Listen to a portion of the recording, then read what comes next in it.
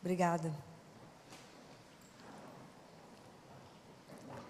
Vamos conversar um pouco, né, sobre a nossa caminhada espiritual, né?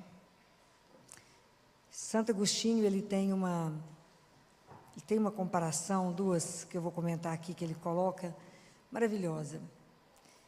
Ele diz que nós fomos feitos, o projeto de Deus para cada um de nós é algo tão grande, que nós não conseguimos ter dimensão, porque o nosso coração é muito estreito. Então é preciso alargar o nosso coração para que a gente possa compreender o tamanho daquilo que Deus quer para cada um de nós. Nós não temos consciência do que significa o projeto de Deus para a nossa vida. E numa outra comparação, ele diz que quando Deus quer te dar mel, encher você de mel. O mel é o símbolo da ternura e da bondade de Deus. Então, Ele quer te encher de mel. Mas dentro de nós tem só vinagre. Azedos que somos. Irritados que somos. Então, nós precisamos tirar o vinagre, lavar, para tirar o sabor. E permitir que se dilate em nós o nosso coração, que é esse vaso que Ele quer encher, para que caiba o mel. Como é que a gente pode fazer isso?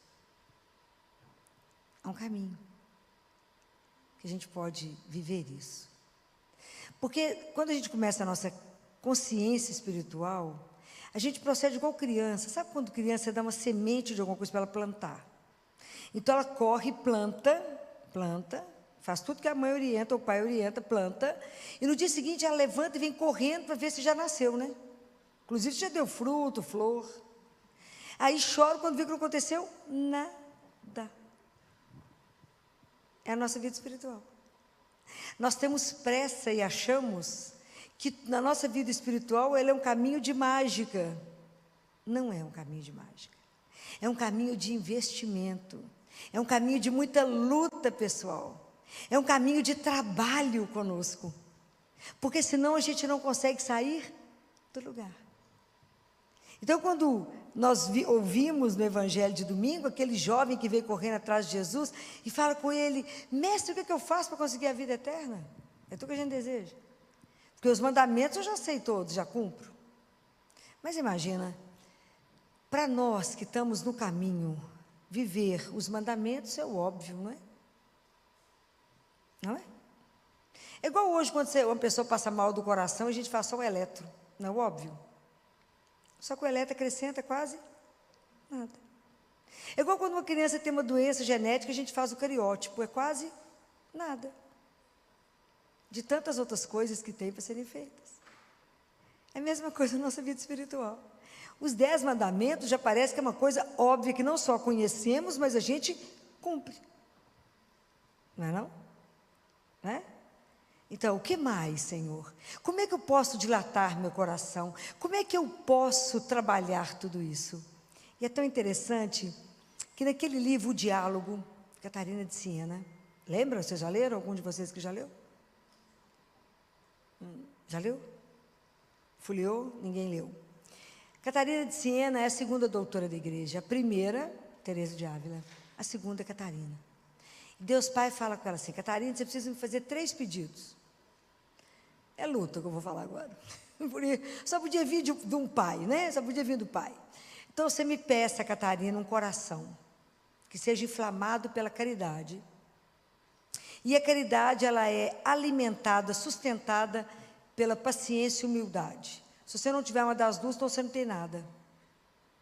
Isso é só o primeiro pedido. Então vocês imaginem que para a gente cultivar as virtudes da paciência, da humildade, há um trabalho conosco. Há um trabalho pessoal do autoconhecimento. Que eu preciso entender como é que eu estou azeda, como é que eu estou irritada, como é que eu estou nervosa, como é que a minha paciência é -1, a tolerância é menos que 0. Então, se eu percebo isso em mim, eu preciso ir primeiro confessar, para que Deus possa me lavar do vinagre e me encher do mel. Então, se eu percebo que eu estou ficando muito irritada, muito nervosa, muito brava, falo, vamos procurar um padre e confessar. Porque não está normal, tá? Não, semana passada eu falei com vocês. A gente precisa, antes de fazer, a gente precisa ser.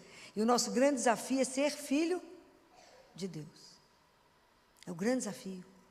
Então, o filho de Deus combina com ser irritado, mal-humorado, nervoso. Mas, imagina, é muita luta pessoal, porque a gente carrega as questões do pecado original. Então, é igual a criança que já acha que já está tudo pronto o fruto. Não. Tem um trabalho constante em mim que eu preciso fazer. E esse trabalho constante é a oração. A única coisa capaz de dilatar o nosso coração é a oração. Então eu preciso pedir a Ele a graça de me ver. Fala, me ajuda a perceber os meus pecados. Me ajuda, inclusive, a conhecer os pecados ocultos, igual está escrito lá no Salmo 19. Lá no Salmo 19, está escrito assim no versículo 13. Quem pode discernir os próprios erros? Purifica-me das faltas escondidas. Às vezes a gente não tem consciência nem que está errando, nem que está pecando. Então a gente precisa pedir a Ele. Então a oração, ela é uma arma das mais poderosas que nós temos na mão. Para falar, Senhor, como é que eu vou adquirir a virtude da paciência, se isso não for uma graça, não for um dom doado? Como que eu vou adquirir? Como é que eu vou adquirir a consciência da humildade? Humildade é a consciência que eu sou um pó, que eu sou criatura e Ele é o Criador. Que tudo que eu não consigo nada se não for a graça de Deus na minha vida. Eu posso entender aonde eu estou do ponto de vista espiritual, mas entender que para me crescer, eu preciso da graça de Deus. Nada sem a graça dEle. A criança, para entender que a plantinha para crescer ali, a semente crescer, virar uma árvore, ela precisa de muita coisa. Não tem mágica. Então eu preciso entender que eu preciso ter um querer, que eu preciso ter a consciência, que eu preciso buscar, né? Porque Deus nos criou para nos encher dEle. Então Ele coloca em nós um desejo de sempre procurar por Ele. E aonde que Deus nos chama sempre? A rezar. Ele coloca em nós uma saudade dEle. E a oração é a forma que a gente tem de falar com Deus. Quando ninguém mais quiser te escutar, quem te escuta? Deus. Então é pela oração. Quando você estiver vivendo uma situação que não tem mais saída do ponto de vista humano, quem te escuta, quem pode resolver? Deus. Quando você estiver numa solidão, se sentindo péssima, sem ninguém mais, quem está com você? Deus. Então nós temos que estreitar esse laço. Nós temos que aprender eu já falei com vocês mais de uma vez, do Vantuan, que é o François, né? É o Vantuan, que foi aquele arcebispo de Xangai, que foi preso quando o comunismo chegou em Xangai. E ele ficou preso durante 13 anos. Dos 13 anos, 9 anos foi em confinamento absoluto. E a única coisa que fez ele sobreviver foi a oração. Que ele conversava com Deus o tempo inteiro para não ficar louco. Chegava um momento que ele não conseguia mais rezar, porque as Bíblias foram queimadas, tudo foi queimado, todos os livros de oração. Ele tentava escrever os trechos da Bíblia que ele lembrava. Então ele chegava um momento que ele só falava, Ave Maria, Ave Maria. Pai, ele não conseguia, de tamanho esgotamento. Mas foi a oração que manteve, ele conseguiu sair, né? Ele foi libertado, ele se tornou um símbolo de esperança, trabalhou no Vaticano com Paulo II, Bento XVI, era amigo pessoal deles. E quando ele morreu, Bento XVI iniciou o processo de canonização dele. Então, é preciso entender que a oração, ela vai ser a nossa grande força. Porque é pela oração que eu consigo me ver. Eu consigo me colocar diante de Deus. A palavra de Deus, nós vimos que ela é como uma faca, ela revela. Ela revela aquilo que somos. Quando eu vou rezar, Deus vai me ensinando que eu não posso pedir coisas tipo assim, ô Senhor, aquela pessoa me fez mal, então eu só podia me vingar nela. Não vamos pedir isso nunca. Você nunca vai começar a pedir a Deus coisas supérfluas. Nunca. Você vai começar a pedir o Espírito Santo para que Ele te ajude. Você vai começar a tomar consciência e começar a pedir pelas virtudes. Falar, Senhor, me dá fortaleza. Senhor, me dá temperança. Senhor, me dá paciência. Senhor, me ajuda a perseverar. Porque nós não vamos fazer nenhum caminho espiritual sem perseverar. Não há mágica. Eu tenho que rezar todos os dias. Então eu preciso pedir a Deus a graça da constância. Me ajuda a rezar todos os dias. Me dê o desejo de procurar pelo Senhor todos os dias. A permanecer em Deus, porque está escrito que se aquele que permanece em mim, eu nele, e esse dá muito fruto, porque sem mim, nada. Então a gente precisa pedindo essas coisas a Deus. A gente vai pedindo a Ele, me ajuda a me ver, me ajuda a reconhecer os meus erros, me ajuda a acertar o caminho, me ajuda a ver a vaidade, o orgulho, a prepotência, me ajuda a reconhecer isso em mim. Eu quero ser cheia mesmo do mel de Deus. Então me tira esse azedume do vinagre. Me ajuda. Eu preciso revelar um Deus que é meu Pai. Eu preciso convidar outras pessoas para viver a mesma coisa. Então pedir a Deus que nos inflame nesse coração. Me dê um coração inflamado, meu Pai, pela caridade, nutrido pela humildade e pela paciência. Uns com os outros, ter paciência que, até comigo mesmo no caminho, saber que eu não sou aquilo que eu imaginava, saber que eu não tenho as virtudes como eu gostaria, que eu não desempenho as coisas como eu gostaria, que eu não faço o bem que eu deveria fazer, mas faço o mal que eu não gostaria. Me ajuda a entender a miséria, a fraqueza, mas me dê constância e me dê a graça, porque na medida que eu vou me colocando diante do Senhor, pela oração, meu coração vai sendo transformado, dilatado, até que eu possa compreender todo esse processo. E Deus é tão doce que Ele não pede nada antes que a gente tenha maturidade.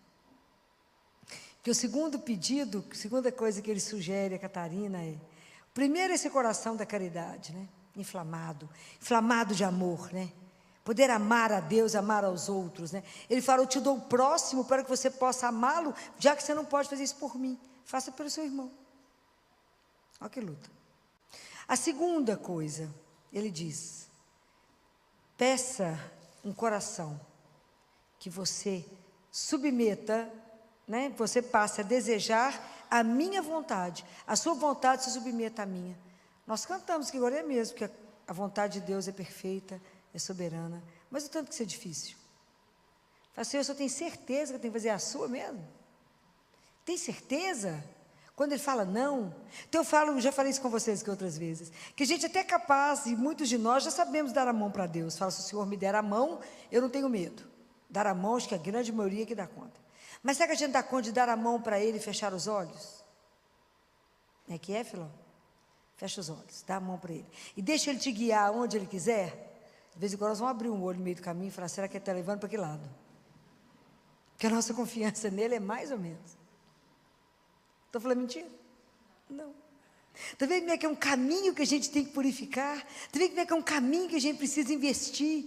Como é que a nossa vida interior é algo que a gente precisa de verdade levar a sério? Fala, Jesus, eu confio no Senhor mais ou menos. O Senhor perdoa, mas é mais ou menos. Eu tenho que ser verdadeiro, porque eu não confio de tudo. Eu não confio falando assim, mas será que Ele me escutou nessa oração? Será que Ele vai dar realmente aquilo que é certo para mim? Será? A nossa confiança é pequenininha, né? Já falei, nós às vezes precisamos de muitas provas. Às vezes nós precisamos ainda dos milagres. Falei isso outro dia. Junto de Jesus tinha 3 grupos que caminhavam com Ele. A multidão, os fariseus e os discípulos. Os discípulos se comprometiam. A multidão quer o milagre, quer o sinal. E os fariseus criticavam. Em qual delas nós nos enquadramos? Então é preciso que a gente desperte, que abra a consciência e fala, gente, como é que eu faço? Porque se realmente só Deus é bom, só Ele é bom. Jesus falou isso, Ele é bom, porque Ele nos criou. Ele criou o mundo para nós. Só você parar e olhar tudo que Ele fez para nós. É encantador. Cada vez que você olha uma coisa, você fala, nó, que criatividade, que espetáculo que Ele fez isso. Só Ele poderia nos ter dado Jesus. Tem coisa mais doce na nossa vida que é Jesus. Só Ele está sempre atento a tudo. Só Ele pode nos amar como Ele ama. Só Ele pode cuidar de nós como Ele cuida, por causa da bondade dEle. E a gente ainda fica duvidando, fala, será que me ama assim mesmo? Será que é assim mesmo? É assim, eu digo. Aliás, é muito mais do que isso. Fora o que Ele criou para nós que a gente ainda não viu. Os olhos não viram, o ouvido não viu, nenhuma mente é capaz de pensar aquilo que Ele criou para aqueles que o amam. É muita coisa. Então, por isso, nosso coração precisa ser dilatado e aprender. Mas até a gente aprender a fazer a vontade dEle, eu já falei com vocês, vou sugerir aquilo que Ele ensinou também. Na hora que falar, seja feita a vossa vontade, curve a sua cabeça. Aprenda a entregar as pequenas coisas para Ele. Fala, Jesus, eu queria isso, mas se o Senhor não quiser, seja feita a vossa vontade. Aprenda a entender isso. Aprenda a se entregar, aprenda a confiar. Eu fico pensando que quando a gente estava lá na Santa Casa, numa luta para conseguir 10 salas para montar o autismo, o ambulatório de autismo, que a Santa Casa vai entregar agora na entrada do ano um presente para a sociedade encantador, encantador. A Santa Casa está abrindo um serviço de atendimento exclusivo para o SUS, né, para as crianças carentes de autismo, de altíssimo nível, né, de chorar de emoção. Nós vamos inaugurar isso em breve, né? E esse projeto ele só vai existir, primeiro, porque a direção da Santa Casa abraçou o projeto. O provedor, com toda a superintendência, abraçaram. E segundo, porque o senador Rodrigo Pacheco bancou em dinheiro. Senão, não teríamos isso. E isso vai ser algo espetacular. Vai ser da gente chorar. Nesses dias eu brincava com o provedor. Ele estava vendo lá a gente terminando as reuniões e falou, essa inauguração, falei, vai rolar lágrimas, senador, o provedor. Vai ter, o que vai ter nessa inauguração? Eu falei, muitas lágrimas, porque é um projeto de chorar. Projeto encantador, trazendo as pessoas que irão trabalhar, desde os psiquiatras, os neurologistas, a turma que vai trabalhar de psicólogo. Tem inclusive um psicólogo que é autista. Terapia ocupacional e as coisas que estarão lá, esse projeto é encantador, porque ele vai cuidar da criança até 18 anos, quando ela vai ficar inserida no mercado, vai ter diagnóstico, tratamento, inserida no mercado, enquanto as crianças estiverem tratando, os pais serão acolhidos e cuidados, e as prefeituras do interior que quiserem mandar as equipes de saúde, serão treinadas de forma gratuita. Então, é algo espetacular, que a Santa Casa vai entregar, está em obra. E aí eu numa luta com 10 salas, rezando, diante do Santíssimo, Jesus, só está vendo a situação da criança pobre, Jesus. Só vê criança pobre, Jesus, me ajuda, abre as portas, né? Eu na luta por 10 salas, Jesus deu um prédio. Tudo que Ele dá é sempre maior, né? Sempre assim. A gente nunca podia imaginar, ia um prédio, o senador falava, filósofos precisam de ter algo da própria Santa Casa. E aí tinha um prédio mesmo, ali, ó, que vocês passaram diante de São Lucas, do outro lado, tem Araújo e tem a Pacheco, é um prédio em cima da Pacheco que estava fechado. Lá será inteiro do autismo das crianças do SUS. É de chorar. O dia que inaugurar, vocês vão ver que tecnologia, que tudo, sim, que orgulho a gente poder entregar isso, a Santa Casa poder entregar isso para a sociedade mineira, né? Assim, é de chorar. Então, eu pensando em 10 salas, tinha um prédio, né? Ele falava, filho, ó, presta atenção, não vai ter as salas, porque tudo fechou para as salas, porque vai ser o prédio. É sempre muito mais, então, pedir a Ele esse coração que se abandona na vontade dEle. Não vai ser essa coisa pequenininha, vai ser uma coisa grande. Porque tudo, sempre que vocês contarem com o menino Jesus, vocês verão que tudo do menino Jesus é na abundância. Então não é pequenininho não é 10 salas não, minha filha, eu vou te dar um prédio inteiro. E o terceiro pedido que Deus Pai fala para Catarina, esse é o mais difícil, é o que Jesus fala para o jovem. Esse jovem que não tem nome, né? Por isso é cada um de nós. Né? É cada um de nós que chega diante dele e que eu fico pensando no olhar dele de doçura, pensando, tadinha, ainda está na infância mesmo, né? Está lá na infância espiritual, caminhou nada. E ele fala com ele, só uma coisa te falta, vende suas coisas. Jesus está mandando você ficar pobre de maré descer? Não. Use tudo que você tem, permita ter, se Deus te abasteceu, te deu muita riqueza, use a favor daqueles que não têm. Faça o bem, faça. Não, as coisas nos pertencem, é sua. O bem, a sua riqueza não pode te possuir. é você que a possui. É diferente. A nossa força, a nossa segurança não está nos bens que temos, mas no grande tesouro que nós temos na vida, que é Jesus. Esse é o grande tesouro. Quem tem ele tem tudo. E aí ele fala, Deus Pai fala para Catarina: Catarina, peça um coração. Agora segura, essa é dura. Livre de todo apego emocional e material. Que seu único apego seja a mim, Senhor teu Deus. Simples, né? Fácil. Isso que eu falei com vocês. O livro da Catarina, você lê e medita um ano, uma frase, você medita um ano. Porque foi diretamente Deus Pai ensinando. Mas a gente precisa pedir a graça. Fala, Senhor, me dá a graça. Esse desapego não significa não amar ninguém mais não, gente.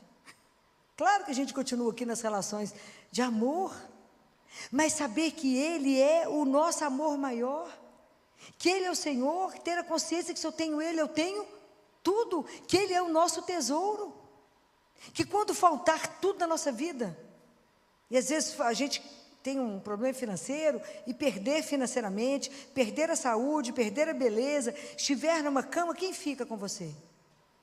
Deus, e somente Ele. Porque Ele nunca vai nos abandonar, porque o amor que Ele tem por nós é algo impressionante. E descobrir isso é descobrir o maior tesouro que nós temos na vida.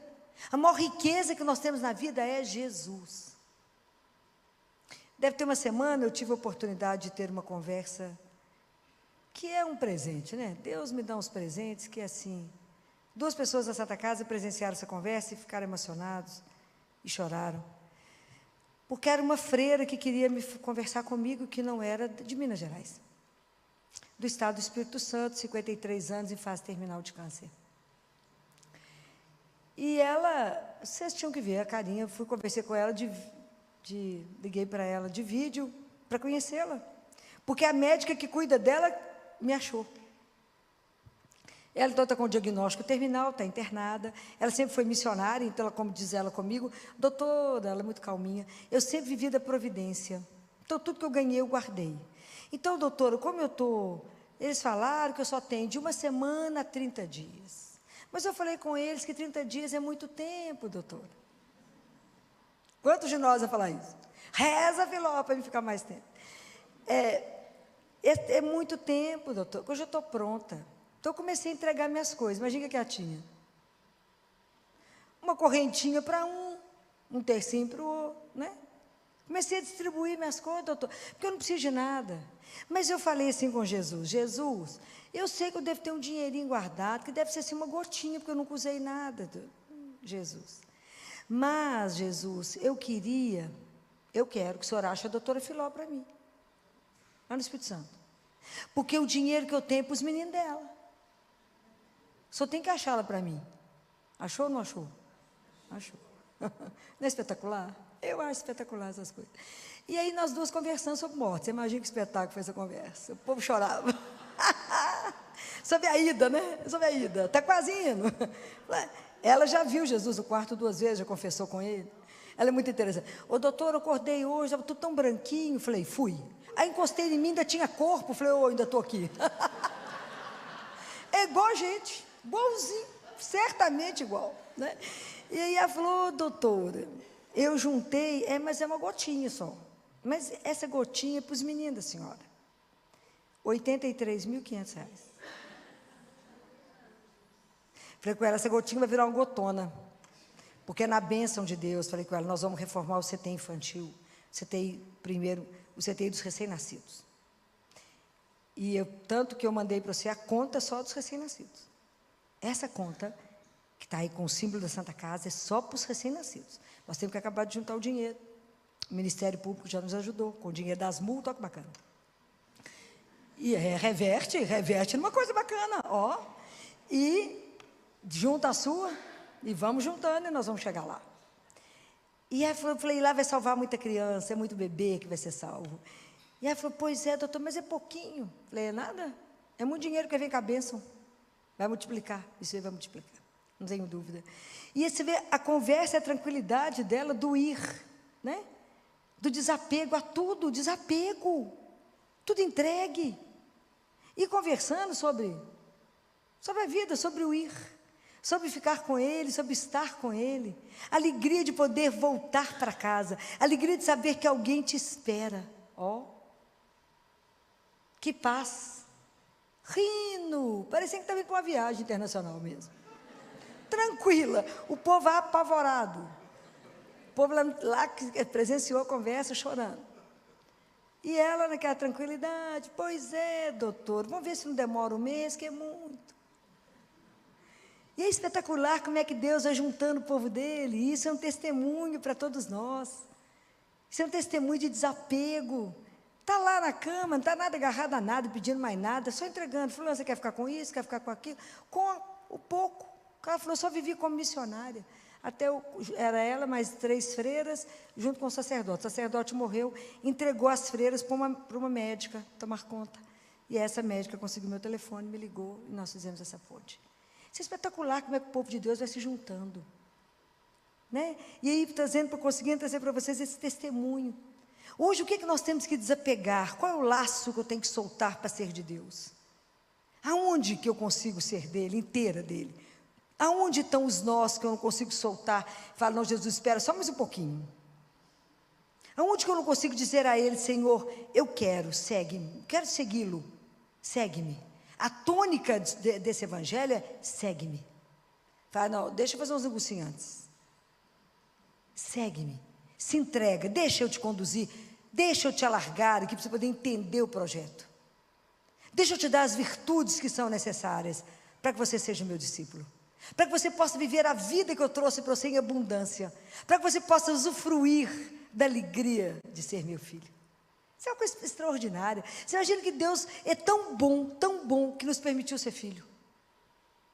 É uma coisa escandalosa, porque se a gente é filho, é herdeiro, então a morte não tem mais poder sobre nós. É escândalo isso. Isso é um escândalo de amor. Então, por que ficar cabisbaixo, achar tudo difícil? Não, nós temos que, de verdade, amadurecer a nossa fé, de verdade se colocar diante dele na oração, se rasgar diante dele e falar, me ajuda a ver minhas misérias, mas vê e transforme elas, porque eu quero falar com o Senhor, eu quero te seguir, Jesus, mas o Senhor sabe onde é que eu estou, meu filho? Estou lá na infância espiritual, tomando leitinho ainda, dou conta de nenhuma coisa mais sólida, me ajuda de verdade a caminhar, porque eu quero pertencer a você. Eu quero, de verdade, que na minha vida se cumpra o seu projeto de amor. E eu digo para vocês, não tenha medo de Deus. Não tenhais medo. Escancar o seu coração a Ele.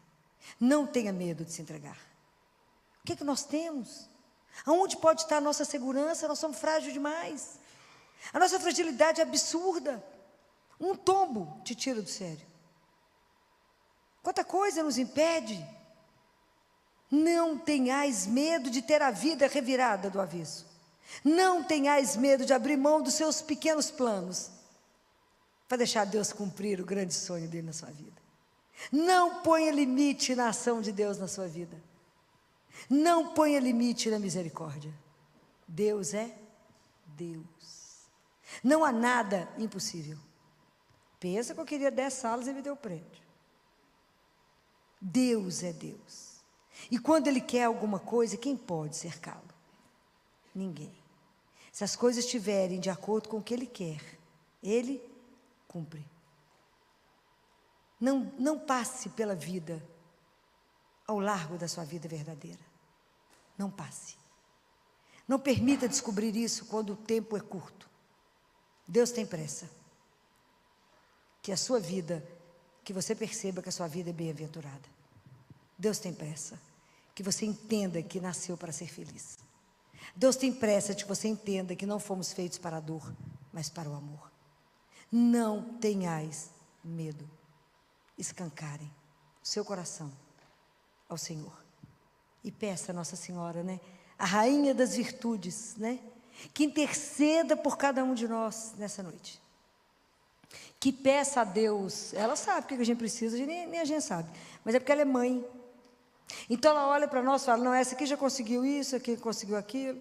Os 3 pedidos que Deus Pai fez para Catarina, a gente nem ousou pensar neles, porque é duro, não é fácil, mas que ela nos ajude a conseguir cumprir isso que Deus pediu a Catarina.